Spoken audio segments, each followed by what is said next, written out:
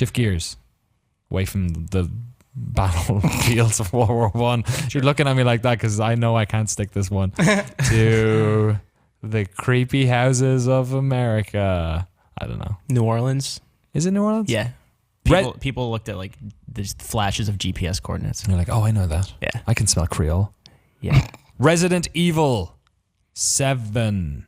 Is that right? Mm-hmm. 7 that way for you guys, I think. Biohazard. That's good. Biohazard, yeah. Resident Evil 7 : Biohazard. Did you see the reveal, the Japanese reveal? Because there's the Is it initial called joke. Biohazard Resident Evil 7? It is, but in order to incorporate the 7, they put it in the Z.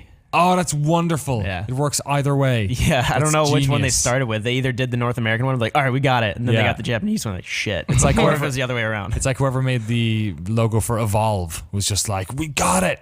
Is it the claw? It's the one where it's the 5v1 Right. in the name. It's I did not know about that until right beautiful. now. What? It's real good. That's It's good. really good. Let's talk about it. I played the demo after E3. Like last week, I was home for one day and I booted it up and played it. You played it as well? Yep. Have you played it at all? I have not. I'd like to hear about it. Are you a Resident Evil fan? Not really, actually. Okay. Did you play PT? I did. Okay. Loved it. That's interesting because that's kind of like the other The drive of it, yeah. angle this is kind That's of what I coming heard. from. It's kind of weird Silent Hill 4 The Room kind of thing going on as well. A little Yeah.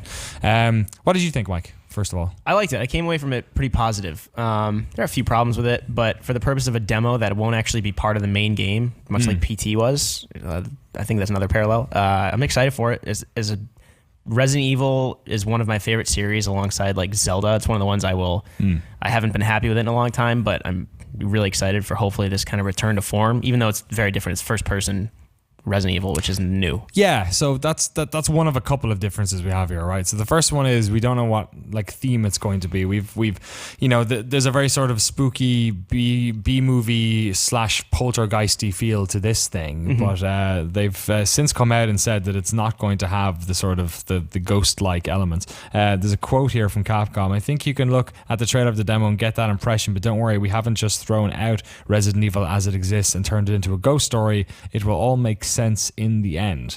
That quote coming out of Koshi Nakinishi. I don't know. I should have looked that up before we started the show.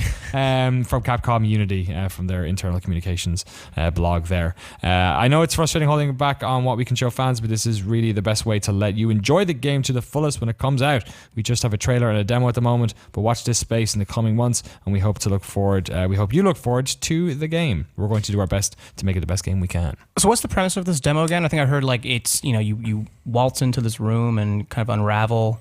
It seems like Outlast a little bit with like picking up tapes and stuff. There's a kind of a found footage element to it where you are playing almost like two different time periods within the same house. Yeah. And essentially you wake up in this place and start exploring the house, and it's a pretty short sort of puzzle to try and get out of the house. And then there's a part where it cuts to previously on where you put in the part of videotape right there. That's what it is. Yeah. And then you go back to the cameraman. It's like this news crew. It's like this C-tier anchor who does like these haunted house exploration things. Exactly. So it's kind of like 1408 John Cusack kind of breaking into this place and trying to find all the poltergeists in there, and then it all goes awry. So you play it from like either two different perspectives or from the same perspective, two different time zones or whatever. But it's similar to PT in that there is a bunch of like weird little, I don't know, like different ways to get around it, but didn't seem like there was that much in terms of that. Like it seemed like I don't think anyone's figured out the reason for the dummy finger yet. Right. There are two definite endings. One's upstairs, one's the back door. Right. Oh, I didn't get the upstairs one then. I did the back door first as well, and then if you Always go the back upstairs, door you can get first. it. Yeah. Yeah. And then the dummy finger. People think there might be another ending they haven't found, but the dummy finger is like you find it like almost immediately on this like dresser in the hallway. Right. People thought maybe you smudged the TV screen or something with it, but it might just be like the axe is there for no reason. That's just they put that in there. According to someone that at Capcom told me, they put that in there just to show there will be combat. They did a Capcom Unity post after being like, "There's gonna be combat in this game. There's herbs, so there's survival elements." Okay. It's not just this exploration. This was meant to like set the tone and show that they're kind of going back to horror roots as opposed to like 6's all out quick time event action, which there's no quick time events in this at all. Yeah, I mean, even 5 you could say was a straight up action game. I mean, 4 was the turning point. Yes. Even to look back at like 3 Nemesis compared to 1 and 2, 3 was the same style. It was those pre-rendered backgrounds, third person tank controls, but you still, with the Nemesis chasing you the whole time, you had a little more ammo. It was a little more of an action horror game. 4, of course, like for good reason. That was an awesome game. Well, like even 2 to a certain extent did have the sort of, you know, ammunition scarcity stuff of Resident Evil 1, but it was like the sort of Tomb Raider 2 to Tomb Raider 1 where there was a lot more combat in it than there was in the first game. Yeah. So I guess like the main question I want to ask you is, just looking at this and sort of projecting maybe towards Resident Evil 7, is were you scared playing this? I don't think I was. So I played Outlast 2 again at E3, which I'm really excited for that game. That scared me. Mary and I played it for the first time at PAX East, and it was the same demo both times, but that game actually is nailing that tone. But again, it's tough to say because the Outlast 2 demo we played is part of the game, whereas this isn't. So from this, there's a couple parts here that I was pretty freaked out, but it was nothing huge. Like it wasn't PT levels, but PT's, I mean, like PT is a whole like psychological kind of trauma thing, like familial disintegration that Resident Evil 7 sort of seems to be touching on. The only tie to Resident Evil that you see in the whole game, if you have the upstairs ending, you see a picture with a helicopter with the Umbrella You're kidding. Corporation logo on it. So they say like, are they watching us or something? Because right now we don't know. This is a new character. It's Clancy Jarvis, if I'm not mistaken. What? Yeah, which isn't as bad as Deacon St. John from Days Gone, but it's still a weird name. Yeah, I don't know. I had a similar thing where Outlast 1, I've not played any of Outlast 2. I played Outlast 1, and that's a scary game. Yeah. I mean, the Amnesia games terrified the crap out of me. And PT got to me as well. And this was getting there. It was like where those games like hit the 9s. Like this got to about 7 and like was threatening 8, but like never really sort of got into that. Like there was certain parts that like made me literally like close up and shiver. Like very sort of specific moments, but there was never like the sort of overall feeling of dread and fear, and like I didn't have. And I played it at nighttime in a dark room. Oh yeah, I played in the middle of the office before we talked about it on Dead Air to plug. Yeah, absolutely, plug away. Yeah. Dead Air, the horror podcast. We spoke about it. We have someone coming on this week from Capcom to talk about like the process leading up to the reveal, because the secrecy behind it was crazy. But that's another conversation. But I don't know, like for similarities with PT.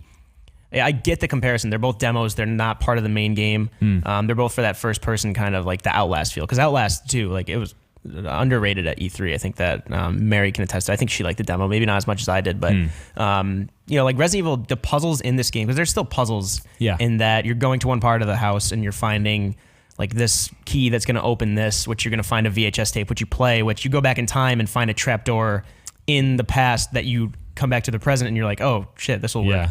The puzzles here are a little more doable than PTs. PTs are really obscure and like tough. Like weren't you one of the people that played it for like 12 hours straight? Oh, did you really? Oh yeah, like midnight, and we said can't do it. Sorry, and then I don't even know if we ever figured out what or how to beat it. You have to like start speaking into the controller. You have to start speaking into it or something like that. But my question is like, was it not scary because there wasn't a threat in this Resident Evil demo? Was there not someone chasing you? I feel like all these games have an underlining like you can die based on how well you can hide, how well you can avoid the threat in the house. Is there never? I thought I saw jump scares in the demo trailer. Yeah, there was it's the ending of the trailer when you finally see what's in the house. So I feel like that's why, right? Like you're scared by the atmosphere, but if there's no looming dude with a knife or something like that. I wonder, like, I bet that all goes out the window if you play it in virtual reality. I bet it's fucking terrifying.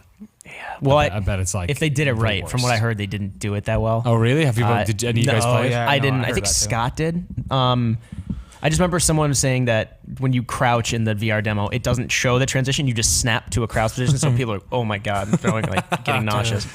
But that's also like remains to be seen how that'll work. Yeah, I don't know. That's going to make a good GIF. All right. Anything else I have to talk about in relation to Resident Evil? I'm excited for it. Don't get me wrong. January 24th. 4th on PlayStation 4. It is actually coming out on Xbox One and Windows as well. I thought it was a PS4 exclusive for the longest time. PlayStation VR, though, you can play it start to finish. But Capcom has another timed exclusive with Xbox One, Dead Rising 4, which they also announced at the show. That's true. Yeah, strategic of them. Different take on the zombie thing. Yeah. I guess we'll have to wait and see how connected it is to Resi 7. Part of me wonders if they spend all this time making this demo and it being Capcom, in their current like form in 2016 already. Like this looks ripe for slipping. Like January 24th for a game we've seen nothing of, and we still don't really know what the full game looks like. Yeah, I don't know, but fingers crossed we'll see some more of Resident Evil 7 Biohazard. Let us know in the comments if you're excited for this. And we'll have more coverage of that on GameSpot.com over the coming months, provided Capcom starts making that game and releasing things about it.